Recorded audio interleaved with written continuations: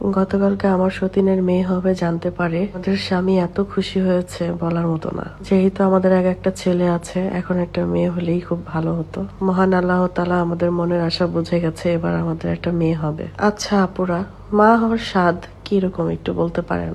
আমার জীবনে বড় আশা একবার মা হওয়া। একজন নারী হিসাবে এর থেকে বড় চাওয়া আমার আর কিছুই নেই। আচ্ছা, আমার না হয় সন্তান নাই হলো, আপনাদের সন্তানই আমার সন্তান। আর আমার সতীনের দ্বারা তো আমি কবেই মা হয়ে গেছি। আমার সতীন আমাকে প্রথম অবস্থায় অনেক হিংসা করত, এখন দিন যাচ্ছে ওর সাথে আমার বন্ডিংটা অনেক ভালো হয়ে যাচ্ছে।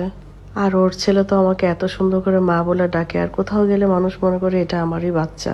শুধু পেটে ধরলেই মা হয় না, এভাবেও মা হওয়া যায়। মা হওয়ার জন্য বিশাল একটা মনের প্রয়োজন। অনেক মানুষ আছে নিজের সন্তান ছাড়া আর কাউকেই ভালোবাসে না। আমি আসলে বাচ্চাদের অনেক ভালোবাসি। বাচ্চাদের প্রতি আমার আলাদা একটা উইকনেস আছে। জীবনে আমার অনেক স্বপ্ন পূরণ হয়েছে, সব স্বপ্নের ভিতরে একটা স্বপ্ন ছিল মা হওয়ার। শুধুমাত্র এই স্বপ্নটাই আল্লাহ এখন পর্যন্ত পূরণ করছে না। আর কেন করছে না আমি জানি না। আমি সবসময় ওযু করি, 5 ওয়াক্ত নামাজ পড়ার চেষ্টা করি, তবুও আল্লাহ আমার মনের আশা পূরণ করছে না। ইনশাআল্লাহ একদিন আমি ঠিকই মা হব, আল্লাহ আমাকে ঠিকই এই স্বাদ অনুভব করাবে। আর সেদিন সবার মুখে ঝামা পড়বে যারা আমাকে অপমান করে কথা বলেছে। অনেকেই আমাকে বলে তোমার সতীনের বাচ্চা হয় আর তোমার হয় না, কেন হয় না?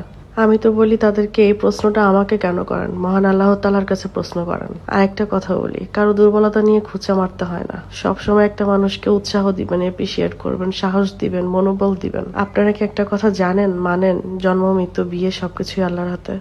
ঘরে ঘরে অনেক সুন্দরী মেয়ে আছে যাদের একটা বিয়েই হয় না।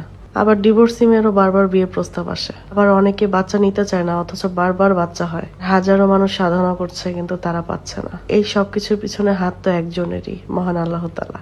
এই দুনিয়ার সৃষ্টিকর্তা মহান আল্লাহ তাআলা আমাদের সবার মালিক, সবার মনের কথা জানেন। আপনারা আমাকে কষ্ট দিয়ে কথা বললেও আমি কিন্তু কষ্ট পাই না। আমার প্রচুর পরিমাণে ধৈর্য শক্তি। আল্লাহ ধৈর্যশীলকে অনেক পছন্দ করে।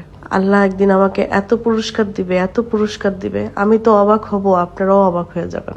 আল্লাহ আমাকে যা দিয়েছে তার জন্য আলহামদুলিল্লাহ, যা দিয়ে আবার নিয়ে গেছে তার জন্য আলহামদুলিল্লাহ। আমার সতীনের ছেলেটা আমাকে অনেক ভালোবাসে। ও আমাকে মা না হওয়ার কষ্টটা বুঝতেই দেয় না। যাই হোক, আমাকে তো দিন শেষে মা বলে ডাকে, এতেই আমি শান্ত, এতেই আমি ঠান্ডা। আমি আমাদের সন্তানের জন্য অনেক কষ্ট করব, ওকে আমরা সুশিক্ষায় বড় করে তুলব। অনেকেই বলেন আপনার লজ্জা লাগে না সতীনের সংসার করেন? না না, আমার কখনোই লজ্জা লাগে না। কারণ কি জানেন, আমি আমার স্বামীকে অনেক ভালোবাসি। আমার স্বামী যেটাতে হ্যাপি থাকে আমিও সেটাতে হ্যাপি থাকি। আলহামদুলিল্লাহ, স্বামী সতীন সংসার নিয়ে অনেক ভালো আছি। আমার আজকের এই ভিডিওটা আপনাদের যদি ভালো লেগে থাকে আর রান্নাটাও যদি ভালো লেগে থাকে, তাহলে অবশ্যই লাইক, কমেন্ট, শেয়ার আর ফলো দিয়ে যাবেন। সবাই আমার জন্য দোয়া করবেন, আমি যেন খুব শীঘ্রই মা হতে পারি। বাদাপুরা ভাইয়ারা, আসসালামু আলাইকুম।